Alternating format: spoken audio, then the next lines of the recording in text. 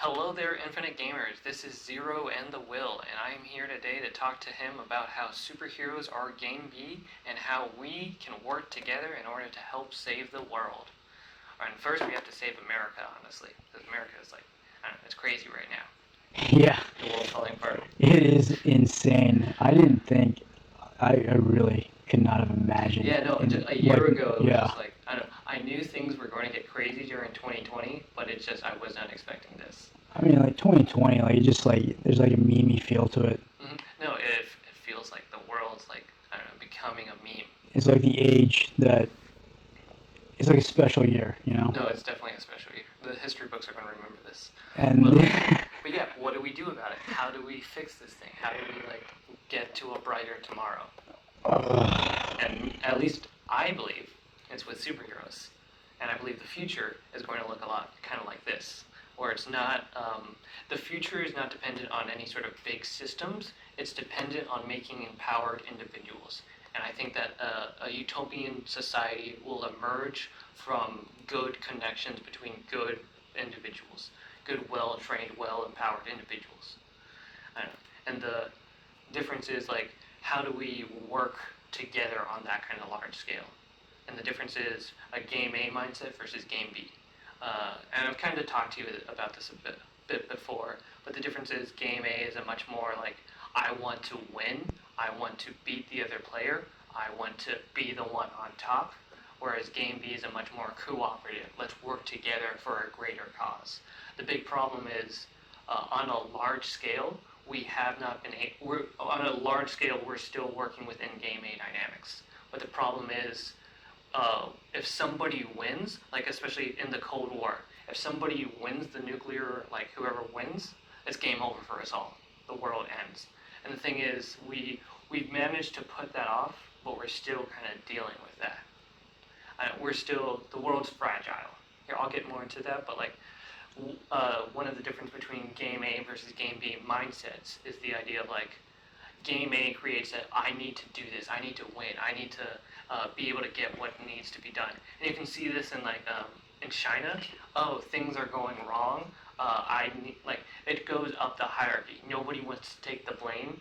They're always trying to push it off to somebody else, and that just creates problems for the inevitable society. Whereas a more abundance mindset creates healthy individuals who are working together, who are being truthful and honest about the problems, and are able to accurately work on them and fix them.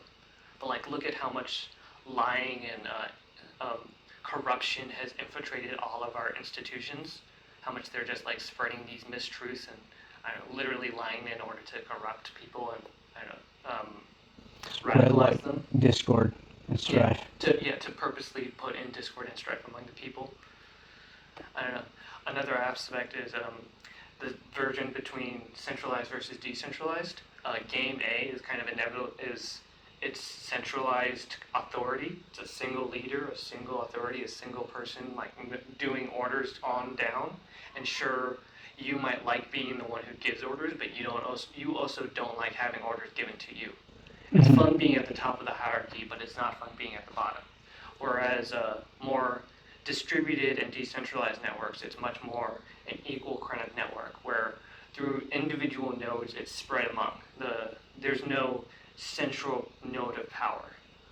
It's each node itself has its own abilities, its own strengths, its own capabilities.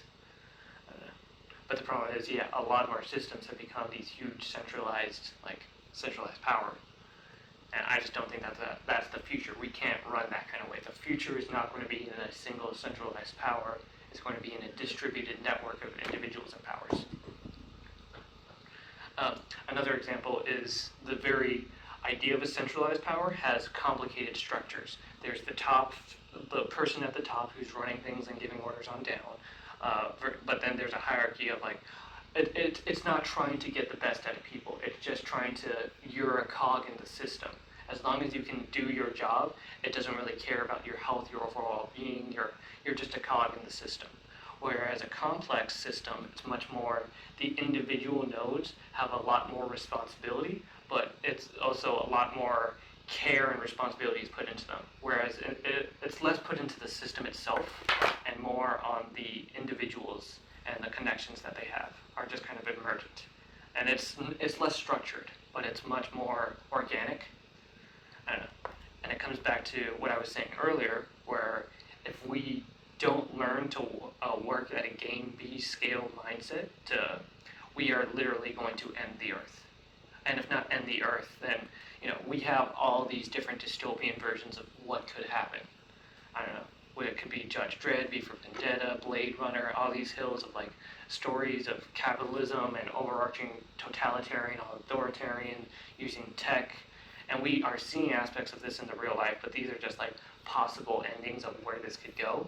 So how do we prevent these endings? I don't know.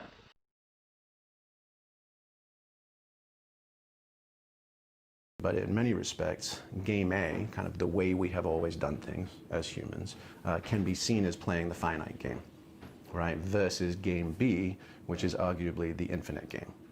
James Cass's book, Finite and Infinite Games, which introduced and socialized the concepts. And actually, I think Simon Sinek is just about to come out with another book by that title. Slightly different emphasis, but yeah, the idea of if a finite game is basically win-lose, and it's and arguably might makes right, then the infinite game is the anti-rivalrous version, potentially win-win. The aim is right, basically just power makes might. And the purpose of the infinite game is not winner takes all. The purpose of the infinite game is to create conditions by which we all get to keep playing it. And so in some simple sense, if that's an analogy that maybe people are familiar with, we can think of game A to game B in those terms.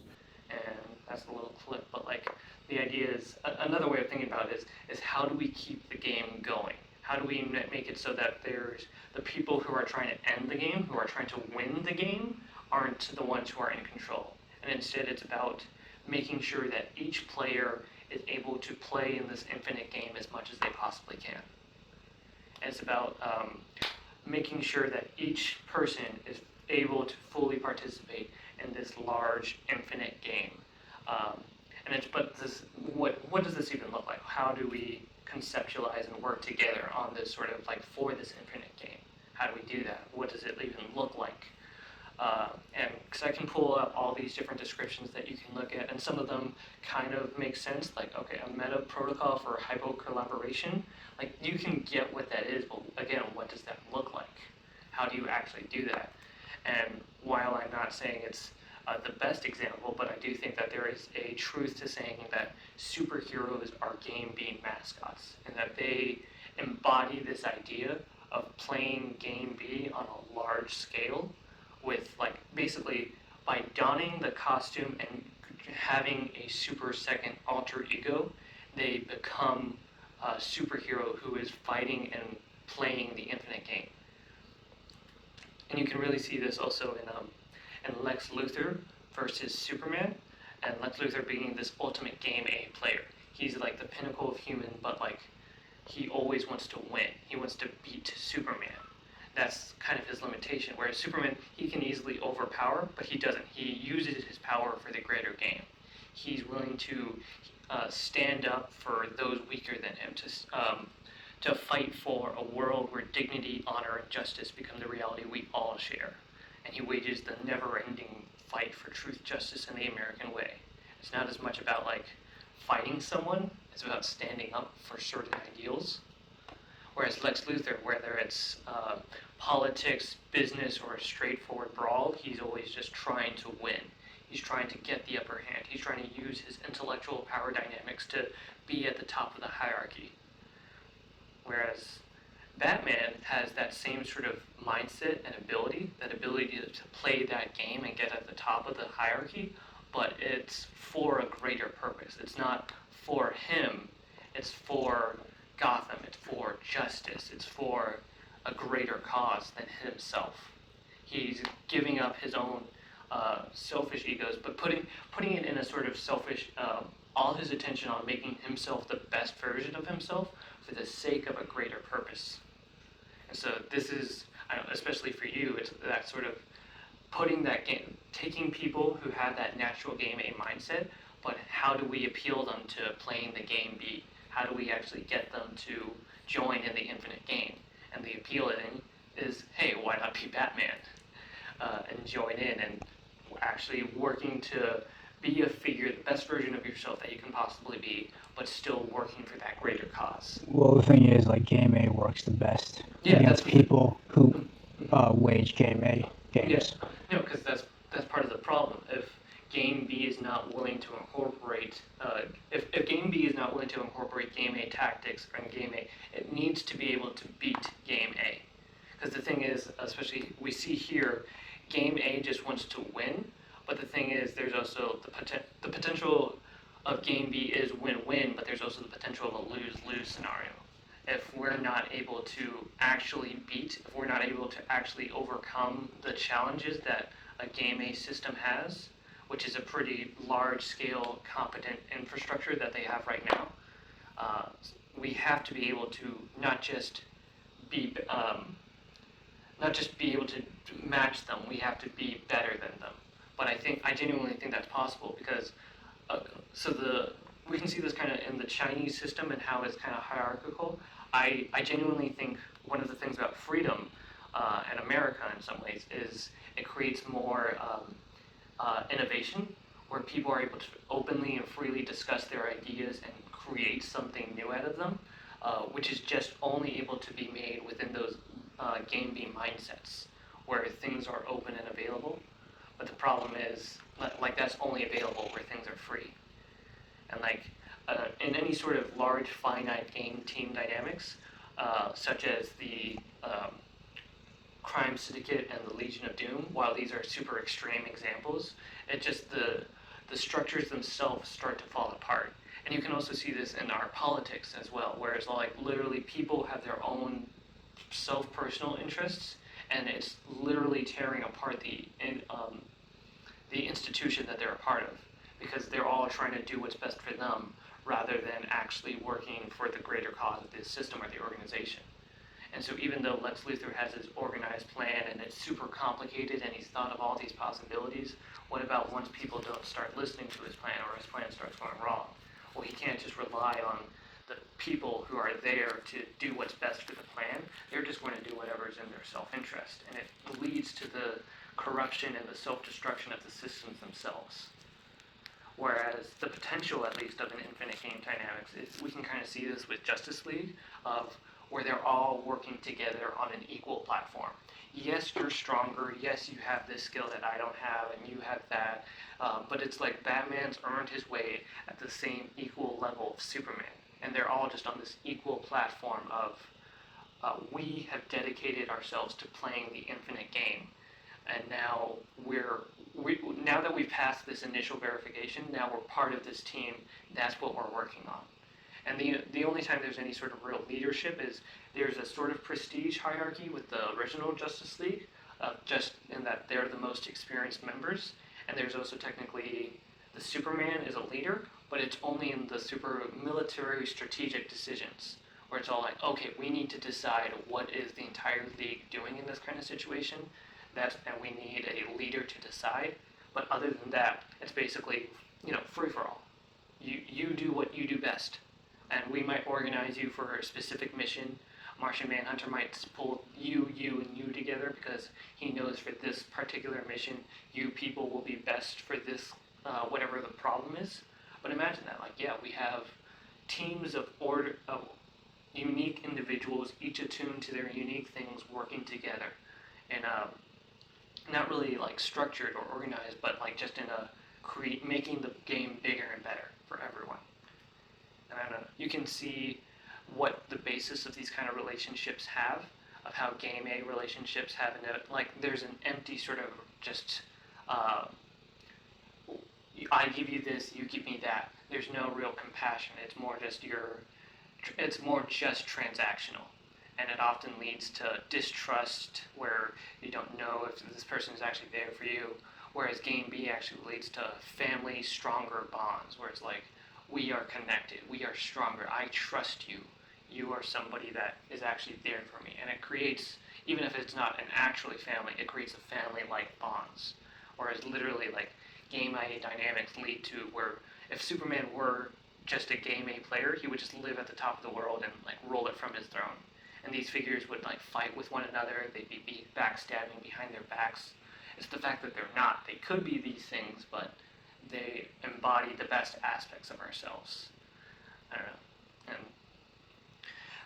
And part of the problem is, what about the game A versus game B like conflicts? Like, how does Superman and Batman work together? Because they don't always just agree. And this is, I don't know, very archetypally depicted in Batman versus Superman. But another way of looking at it is, you can see a sort of game A versus game B hero in Captain America versus Iron Man. And I know you haven't actually seen as much of the MCU, but there is a sort of overarching story of like the egoic Iron Man becomes more self-sacrificial over the course of the film series, whereas Captain America, who starts out as a more sacrificial hero, over the course of the film series becomes more individualistic. And so they're actually like becoming three-dimensional characters that mirror one another, that form the backbone of the MCU. But beyond that, there's also what does a larger world with some of these like values? How do they get mixed and blended together? And I don't know, at least in one story, where it's Iron Man versus Captain America, where a civil war kind of separates the nation between the two, and neither one's they frame it in a game A way because they have to. One's a good guy, one's a bad guy. But in reality, they're both trying to play game B in a sort of way for their own side. And literally the nation is split in half between St. Louis. So there's the East Coast and the west half of the United States. East being Iron Man, where it's basically super regulated, everything's watched, there's plenty of government agents making sure that everything is safe, everything is secure. It's much more dense, it's much more technologically progressive, but it's also, I don't know, it's less free in a sort of way. Everything's watched, maintained, and part of the big game B system.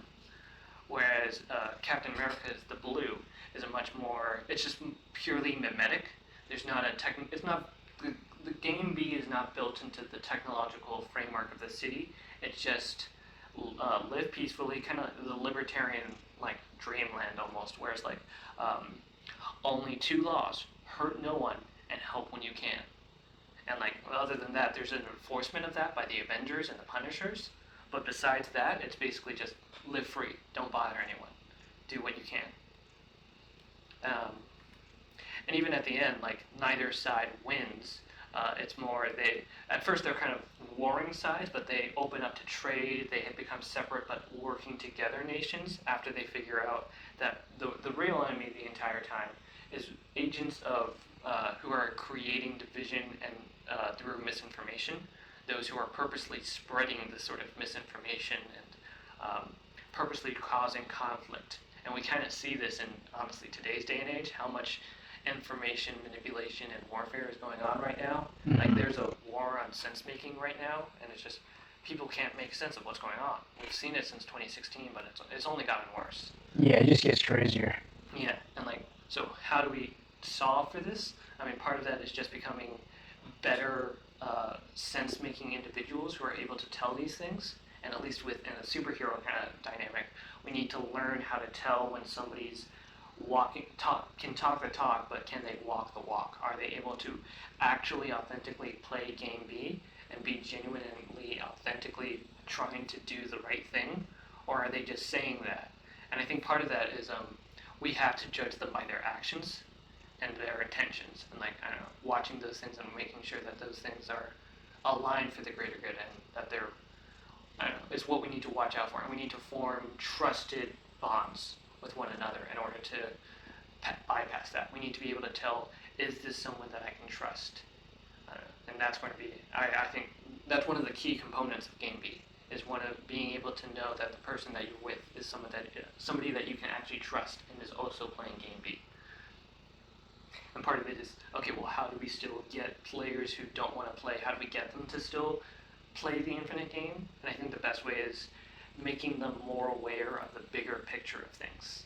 Because game A is often like, it's a more limited mindset. It's I want to win. I want to get this across. But the infinite game is literally about the bigger game, about seeing how everything's connected, about how fragile things are. And I'm using this picture right here because it's an example of when the astronauts went up to space, and the term overview effect overview effect, where they see the Earth and it changes their consciousness because they see just how small and fragile we all are. And while it's not quite the same, this is Lex Luthor seeing with, he has all of Superman's powers right now, and he's using his super senses to literally see reality in a new, different way. And he's seeing how connected and how fragile and how everything is connected, and this is all that we are. And it's kind of fictional, but at the same time it gets to this heart of like, it's by seeing the bigger picture, maybe through Superman's eyes, but then instead of space, but still seeing this bigger picture. And I'm not going to lie, I spend way too much time just contemplating what is it like to see the world through Superman's eyes. Because here's another thing, just like Daredevil, he has superhuman senses. He can smell when you fear him, but he also can tell when you love him, if you're trusting, if you're compassionate, and he can literally like sense those things in the same way that an animal could. I don't know. And the comics don't really emphasize on that, but and again, and what is the point of all this? Well, we should become superheroes. We have the technology. Every one of us has a supercomputer in our pockets. We have the ability to communicate to everyone on a worldwide scale. Like, I don't know, the possibilities are literally just endless of what we can do. Because the thing is, it's progressing faster and faster. In a few years, we'll have Neuralink. We have 3D printing. What else will happen? And it's just, we need to be able to learn how to use these powers that we've been given for a greater cause.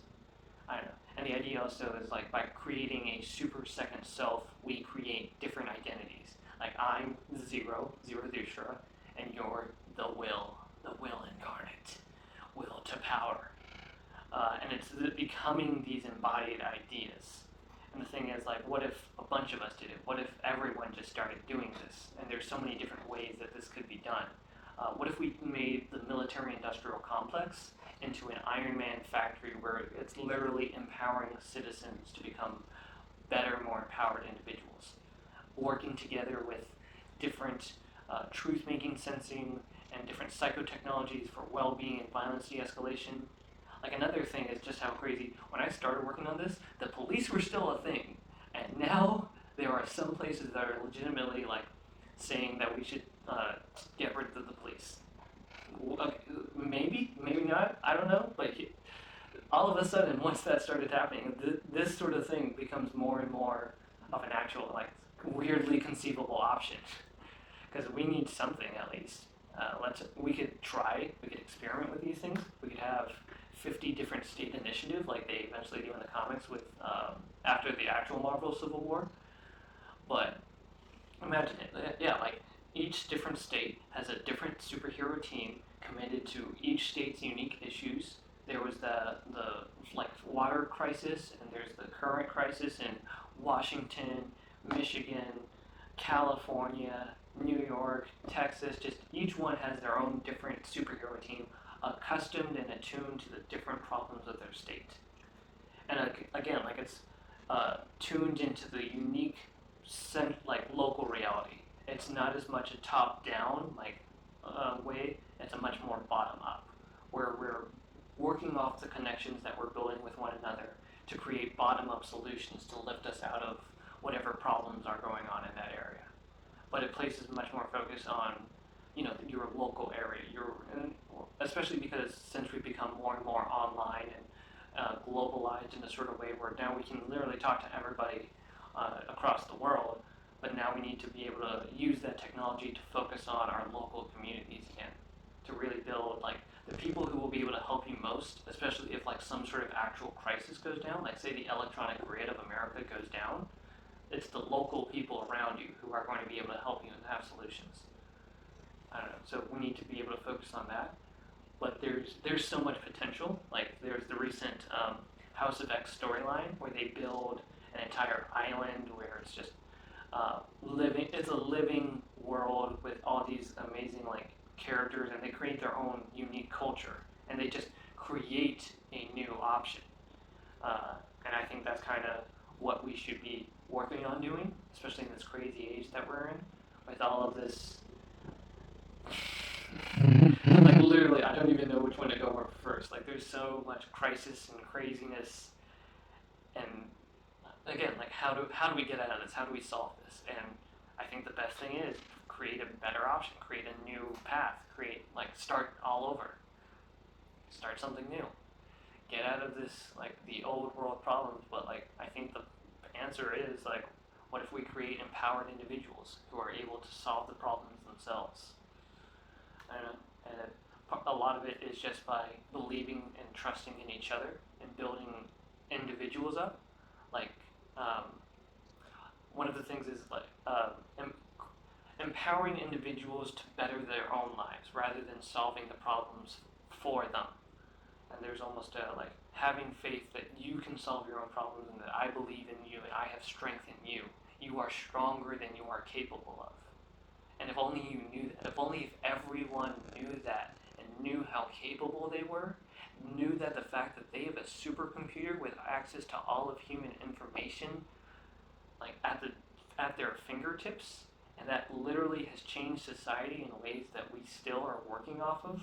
And if people just realize this and we're able to work together on making a better world, like we could do it overnight, honestly. But it's just people aren't even aware of how much power they have. I don't know. And I don't know, that's really it. It's about like figuring out how to be the most super version of yourself and then working together to make a better world. I don't know. Any last thoughts or anything you want to say? Nothing for now. Just like Batman, a man full of words. Okay, sounds good.